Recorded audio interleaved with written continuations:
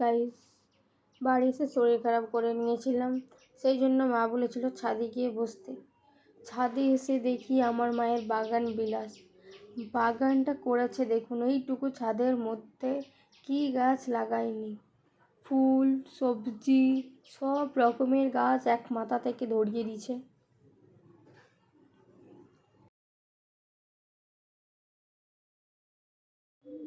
আর আবার এই দিকটাতে ঘুরে দেখি যে গোলাপ গাছটা দেখুন, সাদা গোলাপের গাছটা কিভাবে হয়েছে আর কিভাবে মা যত্ন করে রেখেছে।